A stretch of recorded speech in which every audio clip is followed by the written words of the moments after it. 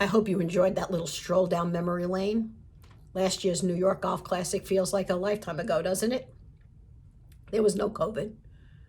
We've never even heard of something called social distancing, and we actually played golf together. Nearly everything is different now. So this year we're doing the New York Golf Classic a little differently too. And we changed it into an online fundraising campaign because at least one thing hasn't changed, and that's New York is living with kidney disease, and they continue to depend on the American Kidney Fund. And the American Kidney Fund is depending on all of us to help the fight against kidney disease. Every dollar we raise today will be used to help patients right here in our own region. For anyone who doesn't know me, I'm Maria Grasso. I'm the Senior Executive Vice President and Chief Operating Officer at Flushing Bank. I've chaired the Golf Classic for the past 8 years, and I'm also a member of the Board of Trustees of the American Kidney Fund. This is a cause that's very close to my heart. There is no kidney organization that impacts more lives directly than AKF. I'm going to say that again because it's really important. There is no kidney organization that impacts more lives directly than AKF. For the 37 million people in the United States who are living with kidney disease, AKF is the trusted not-for-profit that is fighting on all fronts, from prevention all the way through to post-transplant living. Our programs of prevention, early detection, financial support, disease management, clinical research, innovation, and advocacy make a huge difference in people's lives every single day. Here's another important thing to remember about AKF. Your donation goes further when you give to AKF. The organization invests 97 cents of every dollar in patients and programs, and it has been a top-rated 4-star charity navigator, not-for-profit, for 18 years. I just want to say that again, 97 cents of every dollar goes to patients and programs. So, welcome to the virtual New York Golf Classic. You're going to meet some inspirational people today, and I hope you'll be generous in your support of this amazing organization. AKF has not missed a beat during the pandemic, continuing its life-changing life support work that is so important in our region and across the country. It is my pleasure today to introduce the woman who is at the helm of the American Kidney Fund, President and CEO, LaVon Burton. Thank you, Maria. And as always, thank you for all that you do for the American Kidney Fund and for the patients who depend upon us. How I wish we could all be together tonight so that I could personally thank you for your support. When people come together around a common goal, amazing things can happen. And today is the example of that. I am so grateful to all of you for what you have done to make this virtual New York Golf Classic such a tremendous success. And let me start with Maria. When we realized that we could not hold this event in person in 2020, Maria helped us to visualize what it could be as a virtual event. And she has worked tirelessly, as she always does, for its success. Thanks also to the committee that has worked so hard with Maria. And I want to acknowledge you and your efforts, including Amy DiBartolomeo Cody, Albert Petraglia, Bobby Ross, Charmise Woodside Desiree, Craig Goldstein, Elizabeth Dissart, Erin Winterfeld, Frank Korsawinski, Greg Laspina, Gus Petrago, Jake Band, Jason Kurland, Jennifer Armstrong, Joanne Finiello, Lauren Grasso, Maria Grasso, Mara Nicolosi, Michael Mancusi, Ray Tarici, Rick Belando, Ryan Korsawinski, Sal Toronto, and Steve Arzt. We so much appreciate everything that you've done to make this a wonderfully successful event. I'd also like to congratulate and thank the honorees, Gus Petrago and Michael Mancusi. Both of these men have loved ones who are living with kidney disease, and we can look forward to seeing their inspiring stories in just a few minutes. And finally, I'd like to thank the sponsors for this event. Thank you so much for your support that fuels our vital work. First, our presenting sponsor, Flushing Bank. At the next level, we have York Studios, followed by our next group of sponsors, ColorNet Printing and Graphics, Dime Community Bank, Jaspin Schlesinger, and Michael O'Shea and Sertelman Balin. Thanks for their support. And finally, thanks to Cullen and Dykeman, Deutsche Bank, Juice Generation, Maria Grasso, Maximum Security, Meridian Capital Consulting, and Premier Benefits Plans for their commitment to kidney patients. On behalf of all of the patients, caregivers, and renal professionals that we serve at the American Kidney Fund, thank you so much for all our sponsors and all of you, each of you, who has contributed to this event. There'll be a complete list of sponsors at the end of the event, and you may also find all of the sponsors at their website. And that is the New York Golf website at kidneyfund.org/NYGolf. Back in March, when the coronavirus was at its height in New York, and cases were also spiking in the DC region where the ACAF headquarters is located, we decided to close our office and have all of our employees work from home. Pretty soon, much of the country was shut down, and social distancing became a part of all of our vocabularies. But not everyone could social distance and work from home.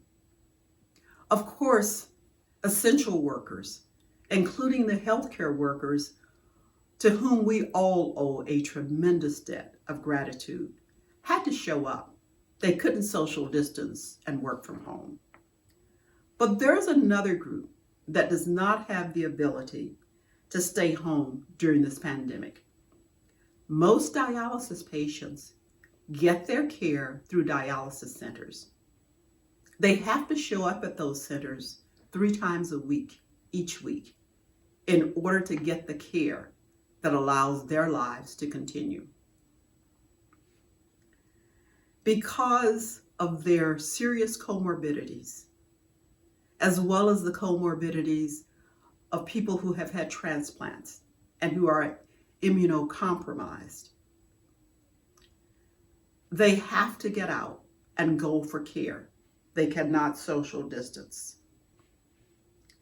We started hearing from people that because of their high risk, they were really struggling.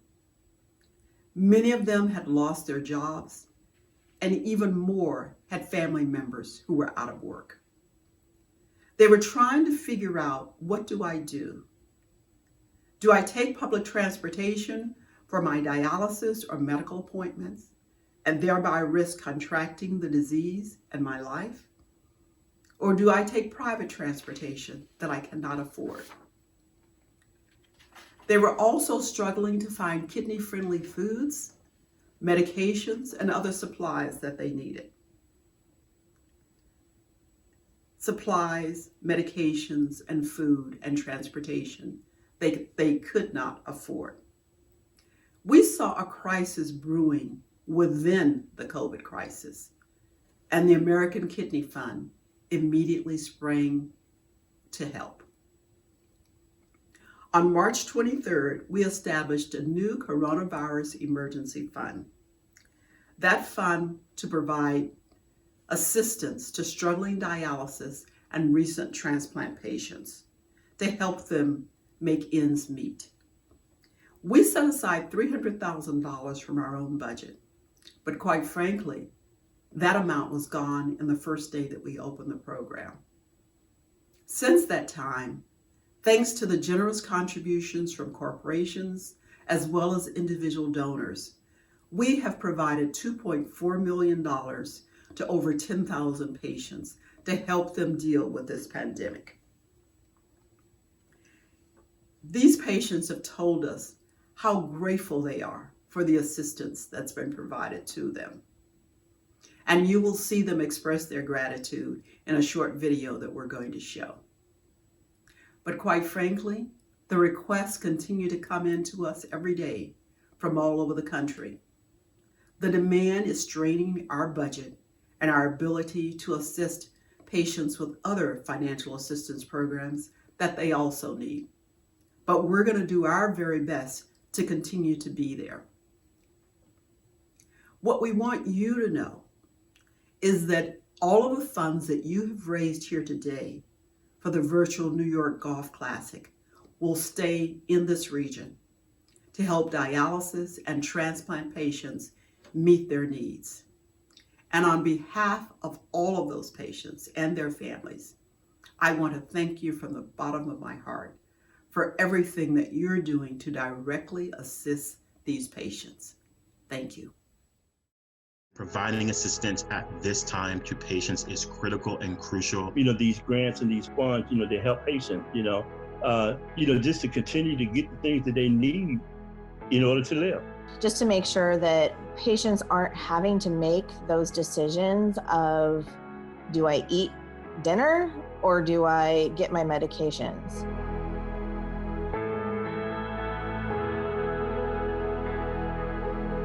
You know, 95, 96% of the people in this world are good people, and they're willing to sacrifice to help somebody. I don't want to ball on this TV. I can't do that. But having an organization like American Kidney Fund,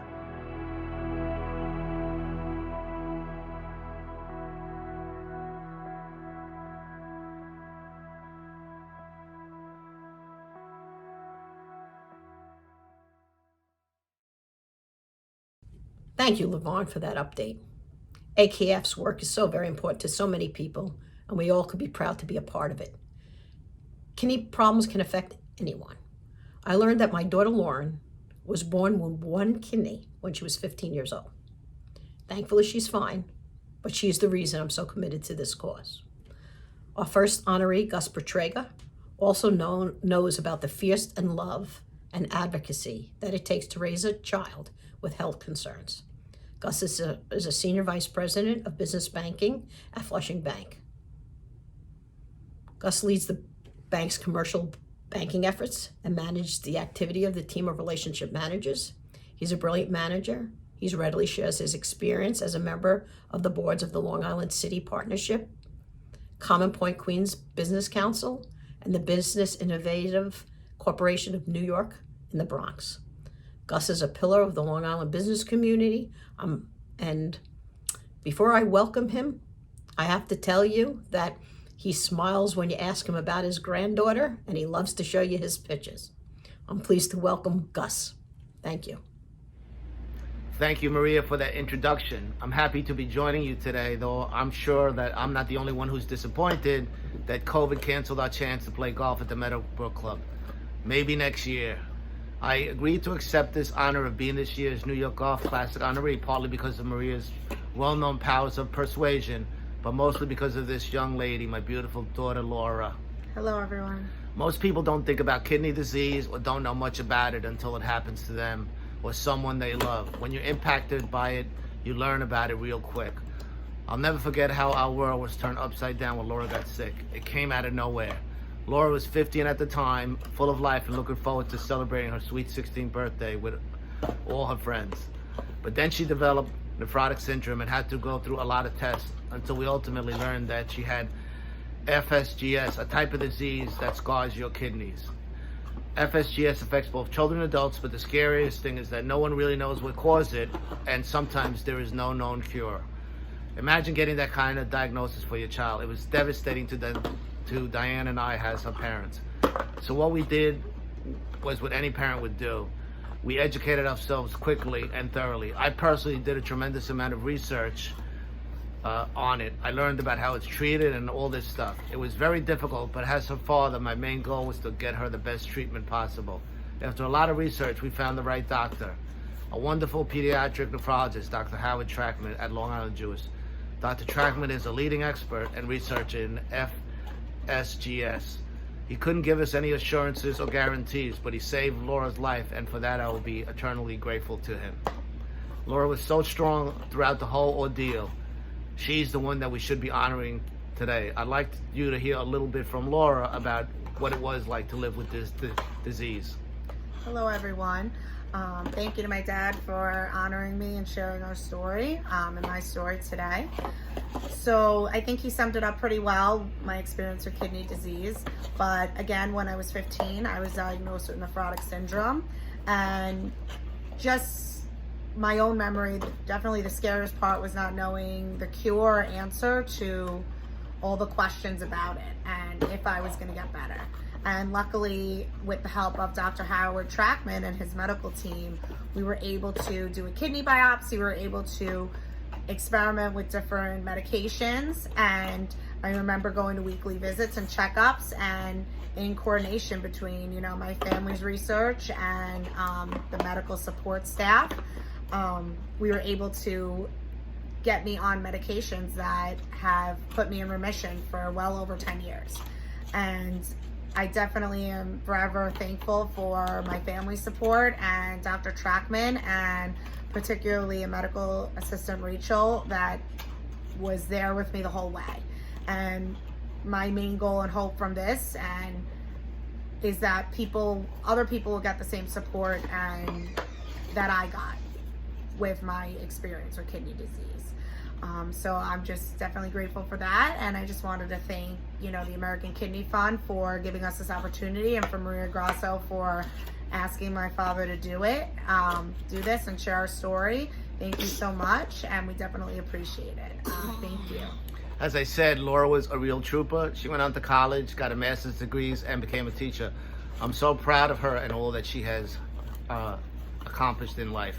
To top it off, last November, Laura made Diane and me grandparents for the first time. Our beautiful, precious, exceptional, and amazing granddaughter, Joelle Angelina, has brought so much joy into our lives. And Laura is a wonderful and loving mother. We've also learned the best thing about being grandparents. You can enjoy that precious little grandchild, and then you can give her back.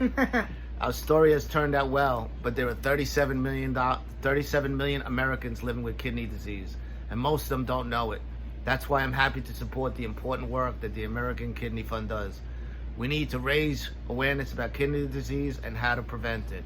And we need to help the people who already have it to live their healthiest lives. We need to have more happy endings, and supporting AKF is helping to make that happen. Thank you very much, everybody. Thank you. Congratulations, Gus, and thanks to you both for sharing your story with us today. If you were at the New York Golf Classic last year, you might remember our second honoree today, Michael Mancusi, a good friend of Rick Belando, a kidney donor who was honored at last year's event. In more than 23 years with the Suffolk County Police Department, Mike has a long list of awards. He served assignments including the 2nd Precinct General Service Squad and the Major Crimes Unit, retiring as a detective in 2017. Michael's side hustle, a security company he co-founded in 2002, has grown into a large and very successful operation under Michael's leadership.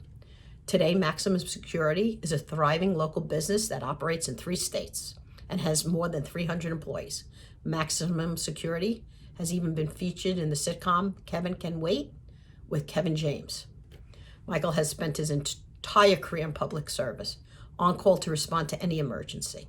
So it should be no surprise that when his family faced an emergency, his brother-in-law failing kidneys, Michael stepped in and offered to donate one of his kidneys. An incredible act of generosity. We are proud to honor Michael Mancusi, one of Suffolk County's finest, for his life-saving gift. Thank you, Maria. I'm thrilled to be honored today by the American Kidney Fund and to support such a wonderful cause that is truly near and dear to my heart. To tell you my story, I first need to tell you a little bit about my sister, Maria Lehner, and her husband of 25 years, Ronnie.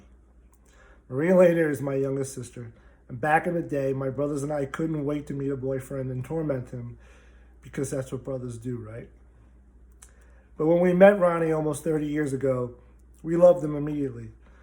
He was a great guy and a perfect match for Maria Elena, and he's been a brother to me and my family ever since. I was honored when Ronnie and Maria asked me to be the godfather for their beautiful daughter, Jenna Rose, over 20 years ago. Maria Elena taught me quite some time ago that family members have each other's back through good times and bad times. 10 years ago, my then wife was stricken with breast cancer, just as we were planning to work on having our second child. Chemotherapy and other factors made it impossible for her to carry a child, and we were heartbroken at losing the chance to give our beautiful then 2-year-old amazing daughter Alexandra a sibling. When Maria learned of this, she selflessly volunteered to act as a surrogate for us and endured some painstaking and difficult medical procedures in a valiant attempt to help us with the dream of another child. I was struck by her incredible generosity in helping us in our time of need. As a retired police officer, I like to think I'm kind of a tough guy, but every time I think of Maria's act of kindness, it brings a tear to my eye. Ronnie's a quiet guy, and everybody knows him, a great husband and a great father. He's had kidney disease most of his life, but we really didn't know about it because he never complained. In fact, he was so low-key about it, I had to just ask him the other day what his ailment was so I wouldn't look uninformed if someone asked me. Turns out he was diagnosed with membranous, I'm going to get this wrong, nephropathy at age 13. It's a disorder where the body's immune system attacks the filtering membranes in the kidney. When we found out in early 2017 Rodney's kidneys were failing and he would need to go on dialysis or get a transplant, I knew in my heart I would be the donor. I had heard some horror stories about patients on dialysis, and there was no way our family was going to let that happen to Ronnie. Turns out I was a good match, and the timing for me was perfect.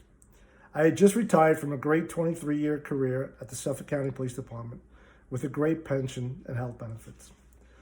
In addition, I had my terrific partners and friends, Charlie Tramontana, Jason Paglino, and Peter McGinn at Maximum Security, who could run and support the business while I recovered from the surgery or if there were any complications. As the surgery approached, people kept asking me if I was nervous, and I kept saying to them half jokingly that I would get nervous when the hospital staff was wheeling me down the hallway on the stretcher. Well, that never happened. Did you know when you donate a kidney, they make you walk into the operating room and climb up onto the table yourself? Maybe they want to give you one last chance to change your mind, but that's how they do it. The transplant was performed at New York Presbyterian Hospital on November 30th, 2017, and went very smoothly. Both surgeons involved and the whole staff did a fantastic job. Ronnie's creatinine levels recovered very rapidly, and he was out of the hospital within a week or so. My recovery was even easier, and was back in my office working by the next week. Ronnie's doing very well now and may just be the healthiest he's ever been in his life. He was able to return to work quickly and is able to live his life normally without the physical and mental drain of dialysis. Given the same circumstances, I would do it again in a heartbeat, and I encourage anyone thinking of donating that it's not as difficult as you think. People say donating a kidney is a selfless act, right? Well, that is true of many people, like my good friend and one of last year's honorees, Ricky Belando. Ricky donated his kidney over 10 years ago to a then relative stranger who was a client of his in a completely selfless act that turned out to give him a lifelong friend. I always admired Ricky for his inspiring, brave act and do so even more today. My kidney donation was the opposite. It was a selfish act, in my opinion. There was no way I could have endured watching my sister see her loving husband, Ronnie, suffer after what she had done for me. There was no way I could have endured watching Jenna Rose and her brother Vincent lose their father and be deprived of all the future milestones ahead without him. The mere thought of those things happening with me doing nothing was just too much for me to bear. There's so many people to thank for the fortunes that have been bestowed upon us that I would not have the time to thank everyone. I'm incredibly thankful for my great big family who's always taught me by example, led by my wonderful dad, Vinny, a World War II vet who's no longer with us, and my incredible mom, Lorraine, who did such a great job of keeping us all together. I'm so impressed with everyone involved in this event and all the hard work performed by everyone at the American Kidney Fund. I would especially like to thank Megan Harbold for her hard work and help, as well as Maria Grasso for her unwavering leadership.